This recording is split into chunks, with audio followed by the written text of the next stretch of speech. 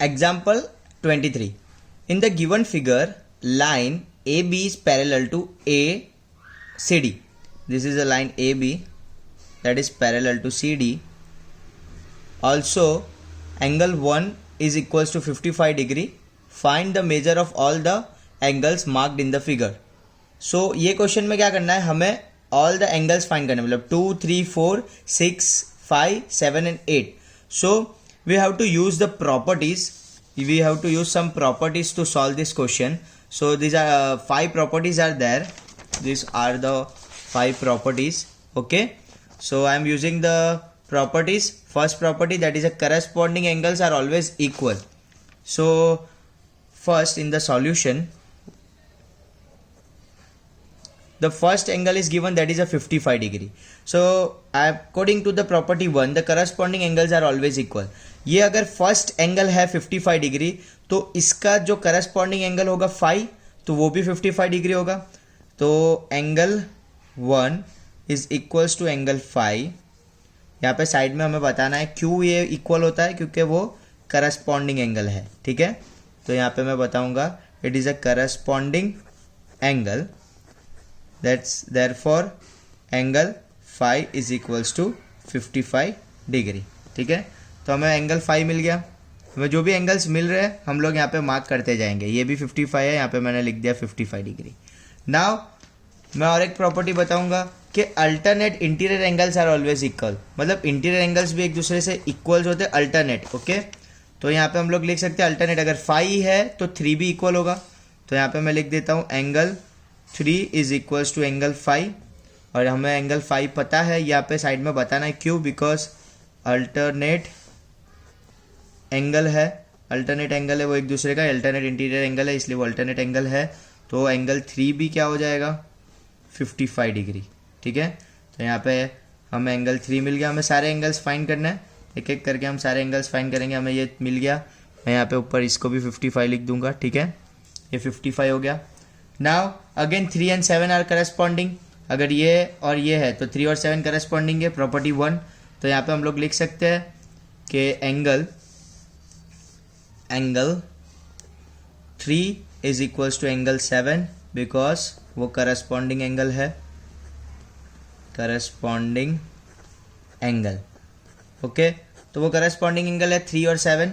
सो हम लोग एंगल 7 भी क्या कर लेंगे, therefore angle 7 is equals to 55 degree. यहाँ पे मैं लिख देता हूँ एंगल, हमें ये भी मिल गया. जो भी मुझे आंसर्स मिल रहे हैं उसको मैं मार्क करते जा रहा हूँ. 7 मुझे मिल गया, तो यहाँ पे 7 पे मैं 55 डिग्री यहाँ पे लिख लूँगा. तो अब आप यहाँ पे देख सकते हो हमें सारे इंटीरियर एंगल्स, मतलब ये दो इंटीरियर और ये दो करस्पॉन्डिंग, ये दो करस्पॉन्डिंग एंगल्स मिल गए हमें. ठीक है, तो अब हम लोग और प्रॉपर्टी यूज़ करके हम लोग ये दूसरे एंगल्स फाइंड करेंगे. देखो 2 और 3, तो हमें ये हम लोग यहाँ पे देख सकते हैं, हमें 3 पता है, हमें 6 नहीं पता, हमें 2 नहीं पता. तो हमें एक चीज़ प्रॉपर्टी हम लोग एक देखते हैं, तो हमें एक चीज़ पता है कि अगर हम लोग प्रॉपर्टीज देख रहे हैं तो हमें ये पता है कि interior angles on a same side of a transversal line are always supplementary angle. मतलब 3 और 6 जो होते हैं वो हमेशा सप्लीमेंट्री एंगल होते हैं. तो यहाँ पे हमें 3 पता है बट 6 नहीं पता. तो हम लोग ये जो प्रॉपर्टी 4 है उसको यूज़ करके हम लोग हम लोग इसको सॉल्व कर सकते हैं 3 and 6 को. तो चलो सॉल्व करते हैं. 3 और 6 को कैसे सॉल्व करेंगे, तो हमें पता है कि angle 3 plus angle 6 is equals to 180 degree. क्यों, क्योंकि वो सेम साइड, ट्रांसवर्सल के सेम साइड है, क्या ना, same side of interior angle. यहाँ पे साइड में हमें बताना है क्यों ऐसा होता है, साइड में हमें प्रॉपर्टी शो करनी होती है एग्जाम में भी.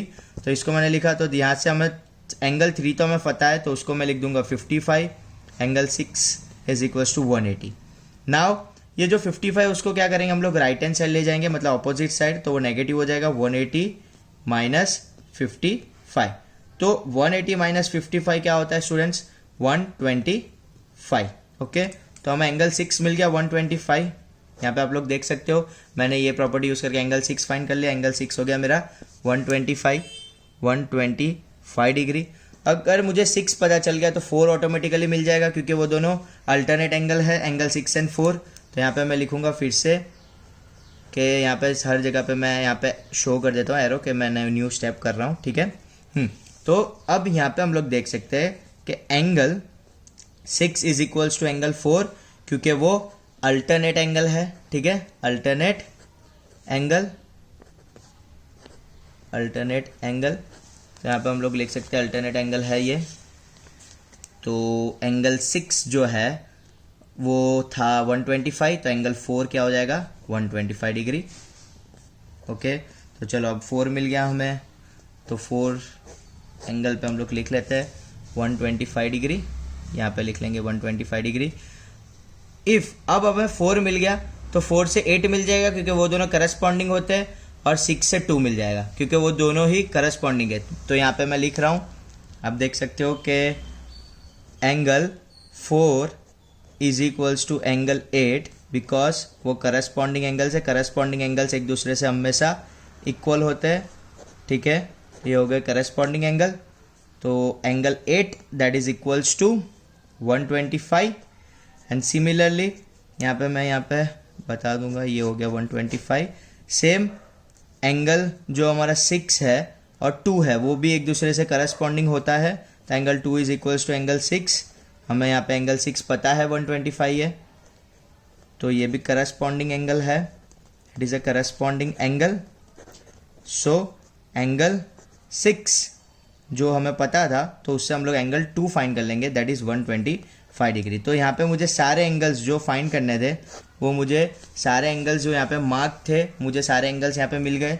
यहाँ पे मैं लिख लूँगा ये भी 125 डिग्री होगा और ये भी 125 डिग्री होगा, ठीक है। तो ऐसे आपको सारे एंगल्स फाइंड करने, अगर आपको कोई भी एक एंगल गिवन हो तो। Okay, thank you.